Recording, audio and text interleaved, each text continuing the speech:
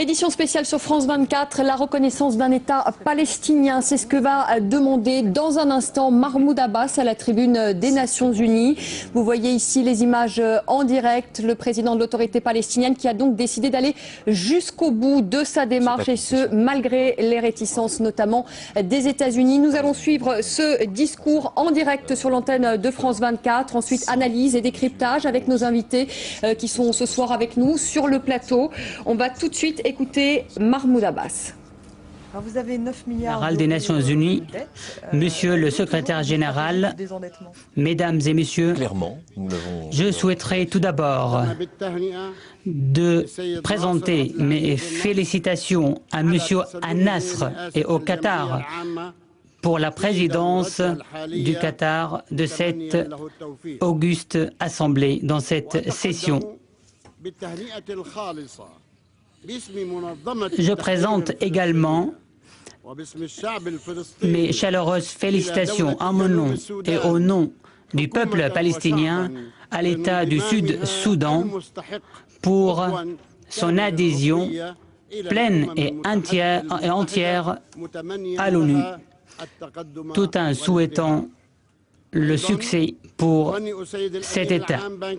Et enfin, je présente mes félicitations au secrétaire général de l'ONU, Ban Ki-moon, qui a été reconduit à la tête de cette organisation, ce qui vient renforcer ses efforts déployés au service de cette organisation. Mesdames et Messieurs, la question palestinienne est intrinsèquement liée à l'ONU depuis les décisions et les résolutions prises par toutes les institutions de l'ONU, notamment l'UNRWA, ce qui représente une responsabilité internationale à l'égard des réfugiés palestiniens qui étaient les victimes du catastrophe en 1988.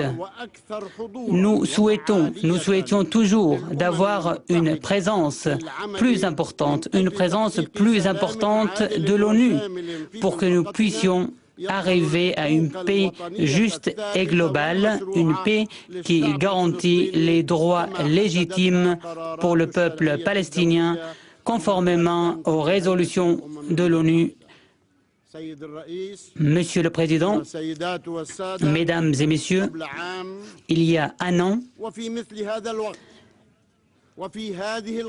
et exactement dans cette auguste assemblée, plusieurs représentants de plusieurs pays ont évoqué les obstacles auxquels font face le processus de paix. Tout le monde souhaiterait avoir des négociations depuis septembre avec le parrainage direct de Obama et la participation et la présence de quartet aux côtés d'autres pays tels que la Jordanie et l'Égypte, et l'objectif d'aboutir à une paix au bout d'un an. Nous sommes entrés effectivement à ces négociations avec un cœur ouvert, avec de très bonnes intentions. Nous étions prêts avec nos documents, nos propositions, mais malheureusement, ces négociations se sont effondrées juste quelques semaines après le début. Mais nous n'avons pas perdu espoir. Nous avons travaillé dur. Durant l'année dernière, nous avons frappé à toutes les portes. Nous avons essayé tous les canons, tous les contacts possibles, officiels ou non officiels. Toutes les parties influentes, nous étions très positifs pour recevoir toutes les propositions, les demandes présentées par des organisations et des instances différentes. Mais tous ces efforts faisaient toujours face au rocher de l'entêtement israélien. L'essence de la question ici, c'est que le gouvernement israélien refuse une référence fondée sur la légitimité internationale ainsi que les résolutions de l'ONU pour trouver une solution. Ce gouvernement intensifiait la colonisation sur les territoires du futur État palestinien. Étant donné que la colonisation est fondée sur une occupation militaire de la terre des territoires palestiniens en utilisant la force abjecte et la politique discriminatoire, ce qui est en contradiction avec les résolutions de l'ONU. C'est l'échec de ces résolutions. Tous les espoirs ont été avortés depuis l'accord des principes qui a été signé en 1993 entre l'OLP et Israël pour parvenir à une paix juste et globale. Tous les rapports des Nations Unies et d'autres organisations israéliennes donnent une image horrible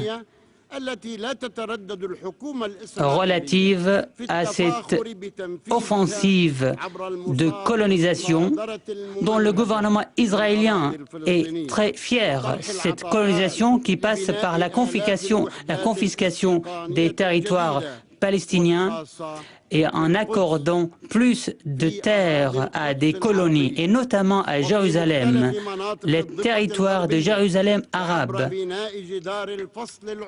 Cette politique passe également par la politique qui a mené à la construction du mur discriminatoire, ce qui entraîne des dégâts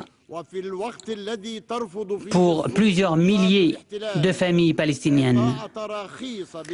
En même temps, l'administration israélienne refuse de donner de permis de construction à des citoyens palestiniens tout en confisquant des maisons, et ce depuis des dizaines d'années, et ce dans le cadre d'une politique d'épuration ethnique qui est fondée sur plusieurs mesures, notamment l'éloignement des députés élus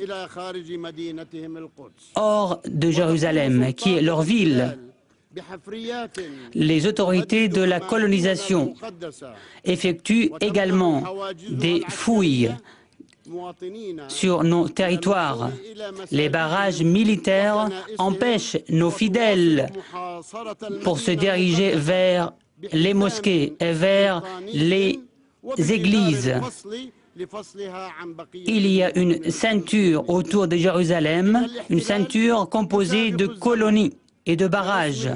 L'occupation cherche à gagner du temps pour imposer le statu quo.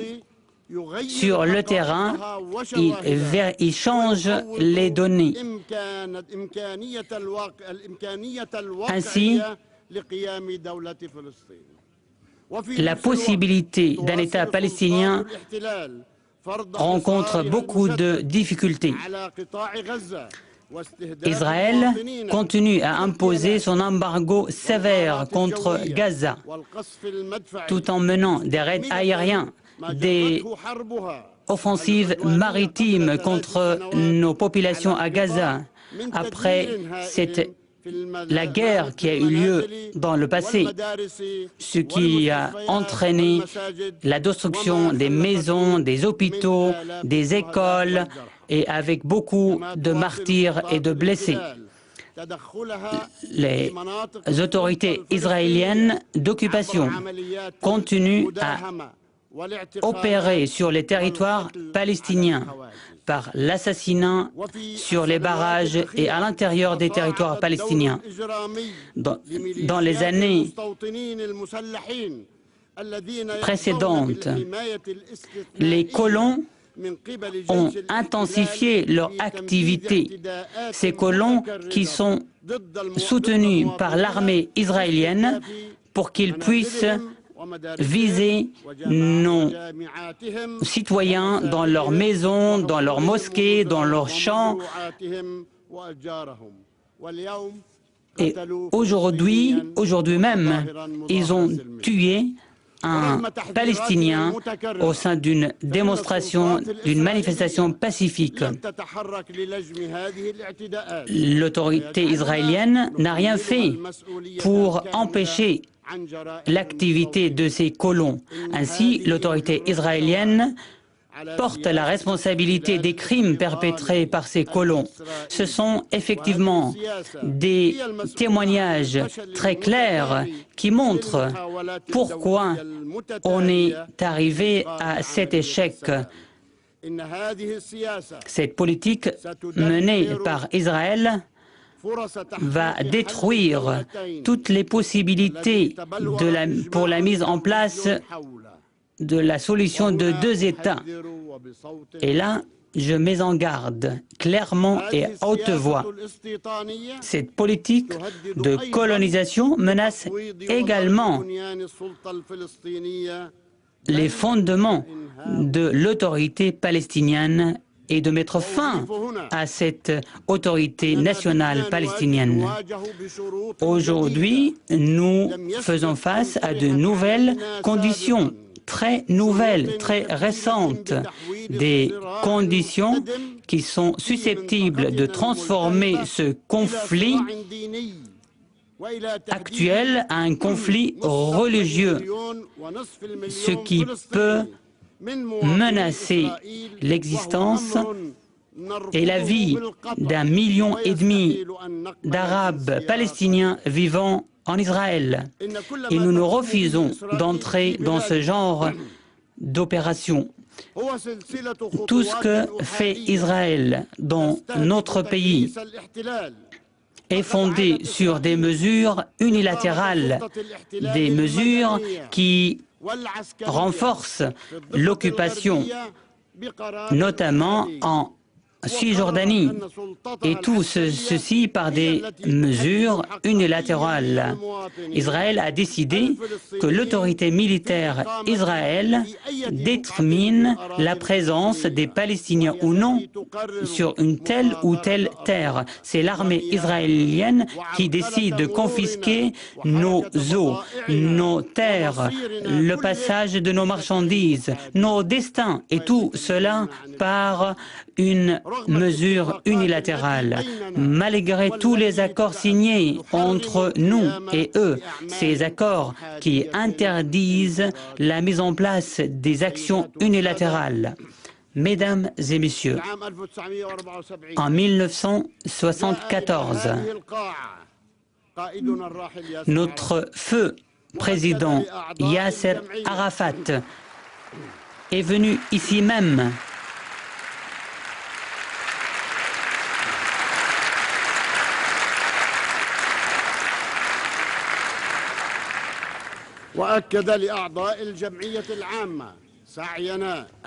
à l'époque, il a confirmé notre intention d'aller vers la paix. Il a demandé à l'ONU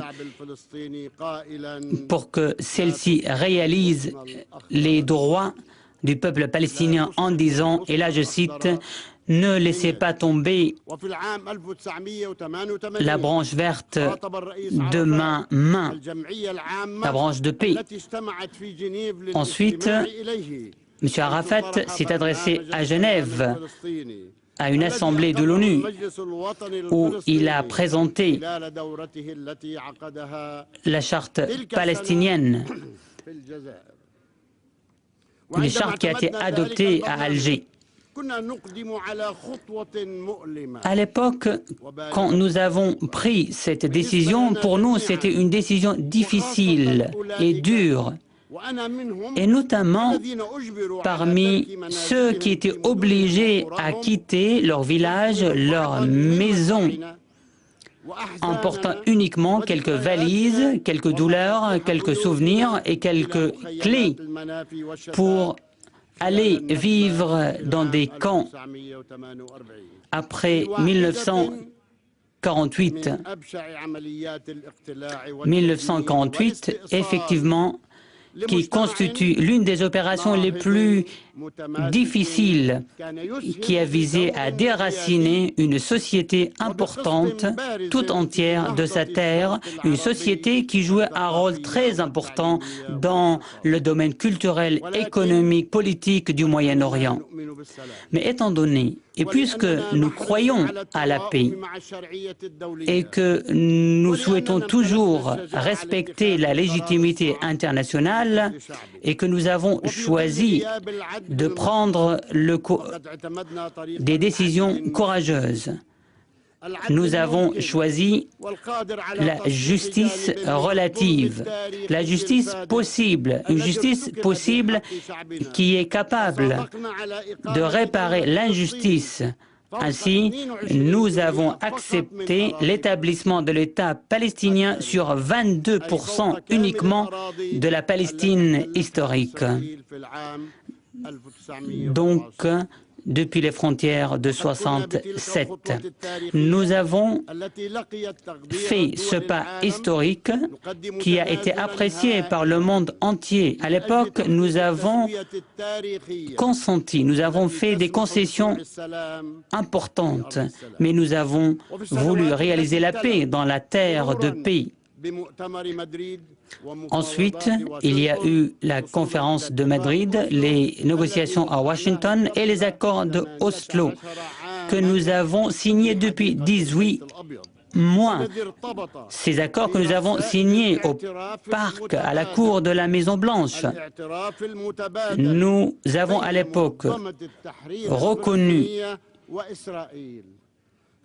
réciproquement, nous, l'OLP et Israël, nous avons décidé à travailler pour aller vers une paix durable. Et comme je l'ai souligné, chaque conférence, chaque négociation nouvelle et chaque mouvement était confronté au rocher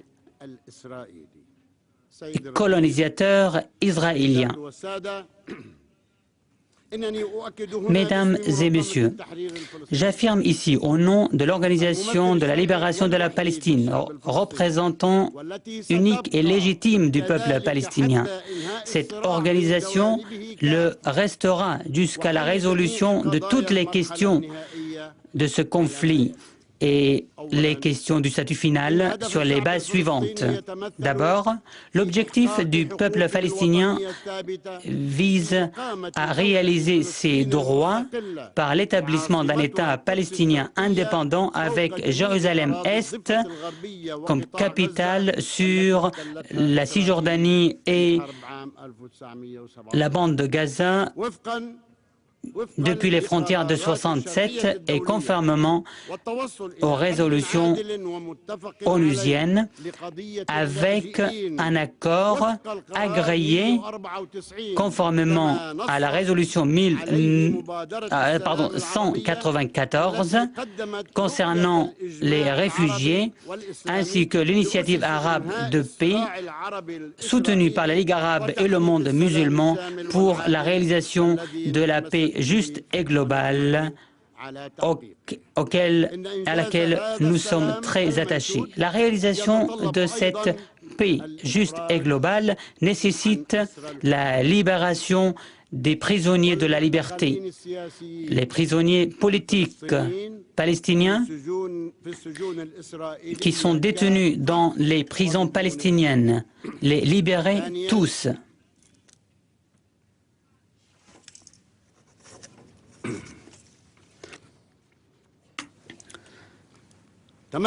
Deuxièmement, l'OLP s'attache à rejeter la violence et de condamner toutes les formes du terrorisme, notamment le terrorisme d'État, notamment le terrorisme d'État et des colons. Nous sommes attachés à respecter tous les accords signés par l'OLP et Israël. Troisièmement, respecter la négociation pour résoudre ce conflit conformément aux résolutions onusiennes. Et ici, je annonce que nous sommes prêts à revenir vers la table des négociations sur la base d'une référence claire, fondée sur la légitimité internationale et un arrêt immédiat des colonisations. Mesdames et messieurs, notre peuple va continuer la résistance populaire pacifique contre l'occupation israélienne, contre les politiques de colonisation et d'apartheid et contre le mur de discrimination raciale. C'est avec le soutien des personnes qui viennent en Palestine en solidarité avec le peuple palestinien, ce qui donne une image très positive et qui montre la volonté de ce peuple désarmé, mais armé de courage, de volonté face aux chars et aux gaz lacrymogènes. Cinquièmement, aujourd'hui, nous sommes dans la tribune de l'Assemblée générale. Cela confirme notre choix diplomatique. Cela montre que nous ne voulons pas prendre des mesures unilatérales. Par cette action, nous ne voulons pas isoler Israël ou la délégitimer, mais nous voulons répondre à la légitimité du peuple palestinien. Nous voulons seulement délégitimer la colonisation, l'occupation, l'apartheid. Et nous pensons que tous les pays du monde sont à nos côtés dans cette demande. Ici, et au nom du peuple palestinien et au nom de l'OLP, nous avons la main tendue au gouvernement israélien et au peuple israélien pour parvenir à la paix, pour faire la paix. Et je leur dis, travaillons pour construire un avenir de paix proche. Dans cet avenir, nos enfants puissent vivre librement. Bâtissons des ponts de dialogue au lieu de construire des murs. Travaillons comme deux pays voisins au lieu de ces politiques de colonisation, d'occupation et de guerre et l'effacement de l'autre. Monsieur le Président, Mesdames et Messieurs, notre droit est clair, comme le jour. L'établissement de notre État et de notre droit. Malgré cela, nous avons décidé, pendant les années précédentes, nous avons décidé de travailler durement par la voie de l'autorité nationale palestinienne qui a construit l'État palestinien. Malgré toutes les difficultés, tous les obstacles créés par Israël, nous avons réussi à mettre en place un chantier colossal pour renforcer la justice, les forces de sécurité, le développement des systèmes administratifs, éducatifs, de surveillance, l'amélioration de toutes les institutions publiques pour que nous puissions minimiser l'aide extérieure internationale.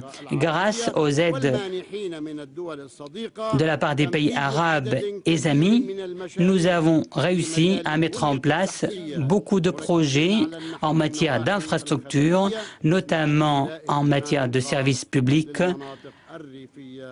et tout en mettant l'accent sur les régions marginalisées et les milieux ruraux. Pendant tout ce temps, nous avons essayé de mettre en place les caractéristiques de notre État futur.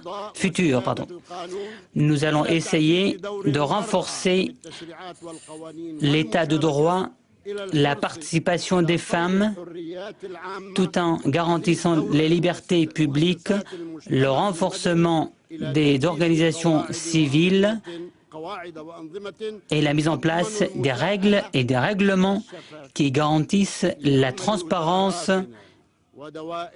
et la responsabilité. Nous avons essayé de mettre en place les fondements de la démocratie dans notre pays.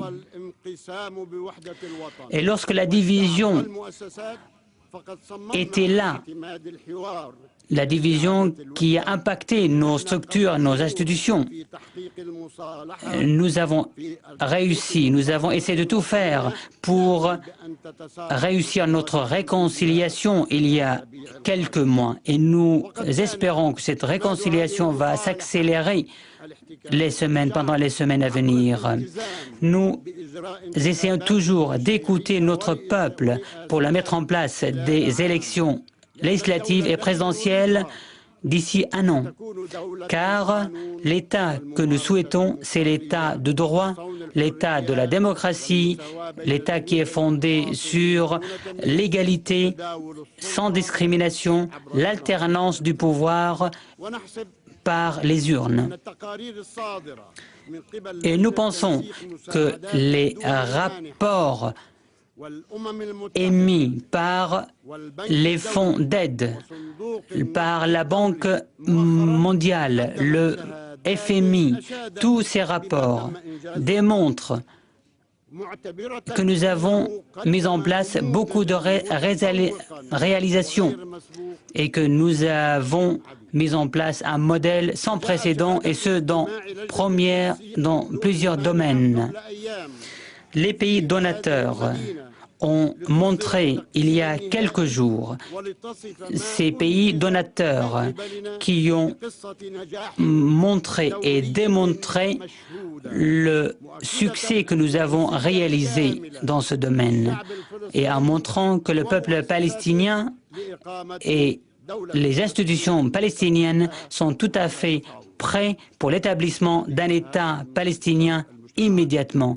Voilà le témoignage des organisations et des institutions internationales. Si nous nous référons à notre conscience, personne ne peut nous refuser une adhésion pleine et entière à l'ONU et avoir un État palestinien.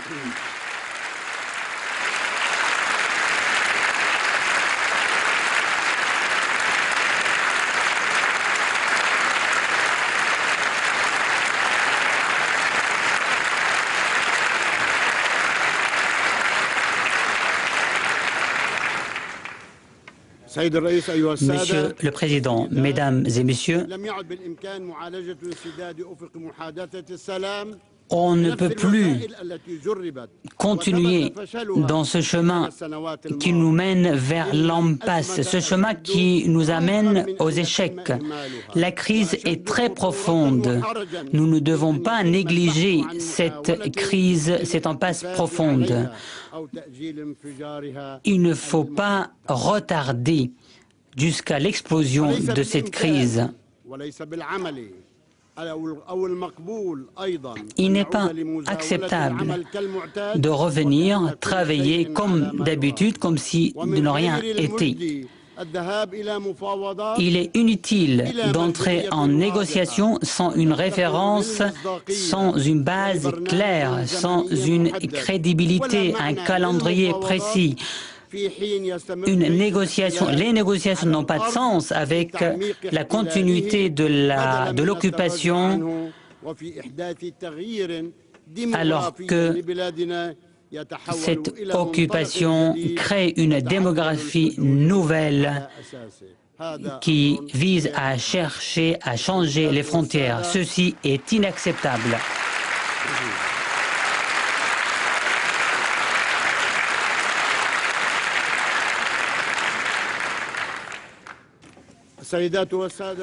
Mesdames et messieurs, c'est l'heure de vérité.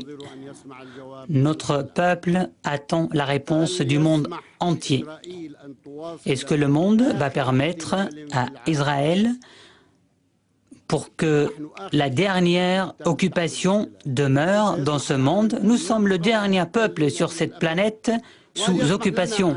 Est-ce que le monde va permettre la continuité de cette situation? Est-ce que le monde entier va permettre qu'Israël reste un État au-dessus de la loi, un État qui refuse et qui rejette les résolutions du Conseil de sécurité, de l'Assemblée générale et des cours et de la position des pays entiers? Est-ce que cela est possible? Est-ce que cela est juste, Monsieur le Président? L'essence de notre conflit est claire. Le fondement est le suivant. Soit certains pensent que nous sommes des parasites, nous sommes un peuple de plus, ou bien d'autres pensent qu'il y a un pays à établir et il faudra donc l'établir très rapidement.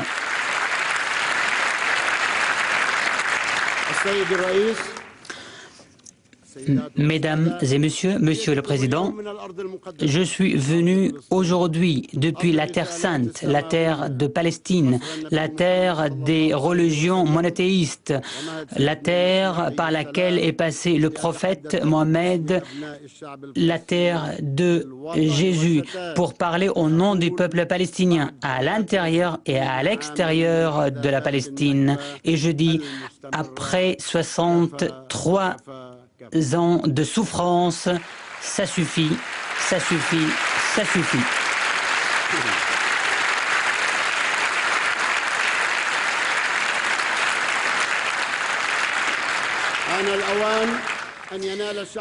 Il est temps pour que le peuple palestinien obtienne sa liberté et son indépendance. Il est temps que la souffrance des réfugiés à l'intérieur et à l'extérieur du pays trouve la fin pour que nous puissions avoir notre droit. Certains réfugiés étaient obligés d'être réfugiés dans plusieurs régions du monde. Tous les pays arabes aujourd'hui mettent l'accent sur la démocratie par le biais du printemps arabe, mais aujourd'hui nous pensons que l'heure de la liberté de la Palestine a sonné, est venue, l'heure de l'indépendance a sonné. Aujourd'hui, nos femmes, nos hommes, nos enfants doivent vivre normalement, doivent dormir normalement, sans attendre le pire le lendemain. Les mères doivent être tranquilles, ne doivent pas avoir peur sur leurs enfants. Les écoliers, les étudiants doivent partir à l'école, à l'université, sans les barrages. Il est temps que les patients puissent arriver aux hôpitaux sans difficulté. Il est temps que les agriculteurs puissent prendre soin de leurs terres sans avoir la peur au ventre d'une confiscation de la part de l'armée israélienne ou d'un mur ou des colons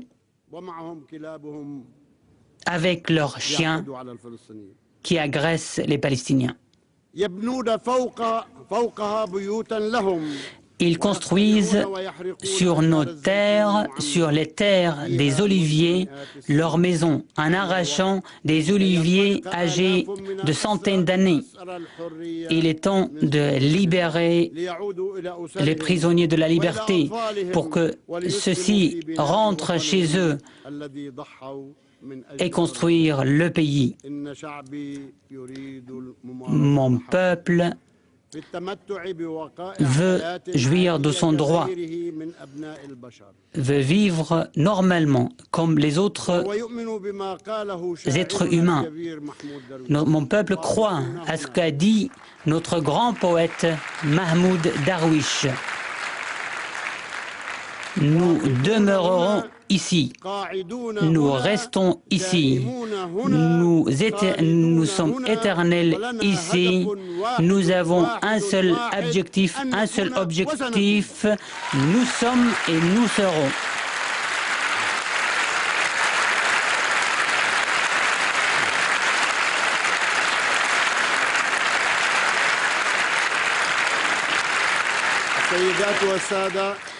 Mesdames et messieurs, nous apprécions la position de tous les pays qui ont soutenu notre droit et qui ont reconnu l'État palestinien. Avec la déclaration de l'indépendance en 1988, je remercie les pays qui ont rehaussé la représentation diplomatique durant les dernières années. Je salue Monsieur le secrétaire général de l'ONU, Ban Ki-moon, qui a dit il y a quelques jours « L'État palestinien aurait dû être là depuis quelques années ».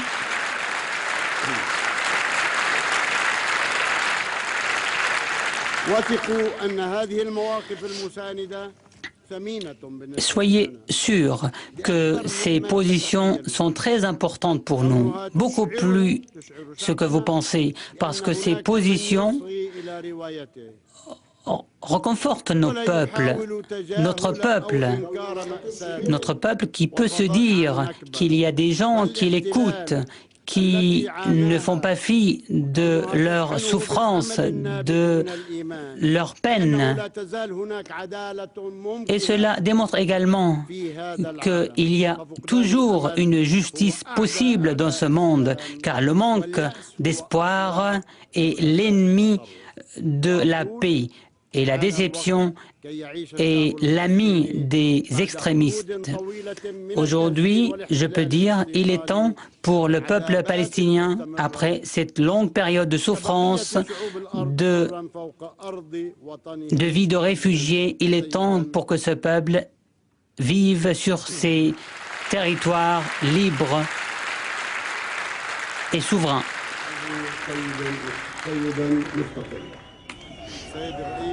Monsieur le Président, je souhaiterais vous faire part qu'avant cette allocution, j'ai remis en mon nom, président de l'OLP, président de l'autorité palestinienne,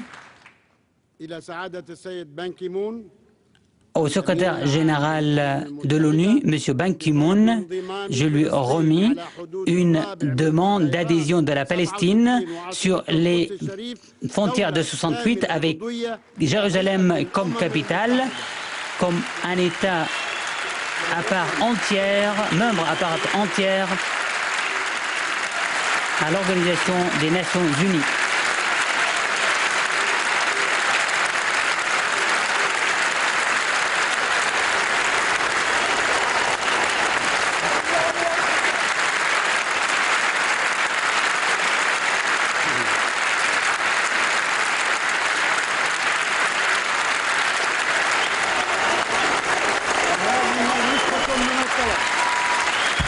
Et voilà une copie de ma demande.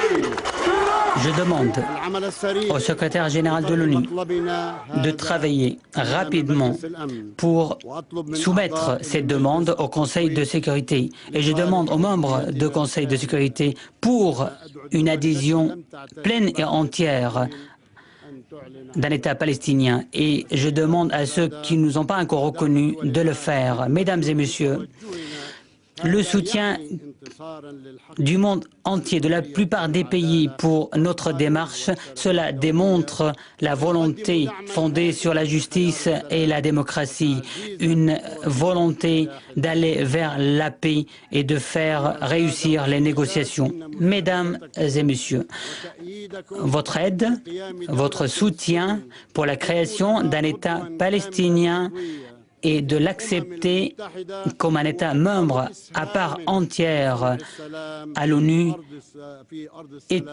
constitue une participation importante pour la paix dans le monde. Je suis venu ici avec un message fier. La Palestine sera recréé de nouveau. Le peuple palestinien marche avec fermeté pour être au rendez-vous avec la paix et l'indépendance aujourd'hui. Et nous souhaitons de ne pas attendre très longtemps. Merci.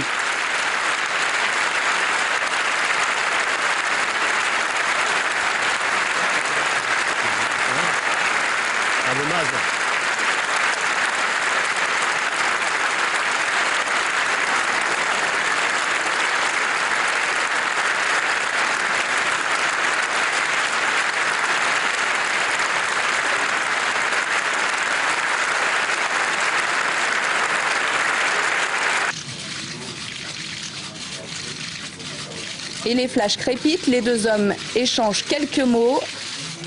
Le processus est lancé, Sylvain.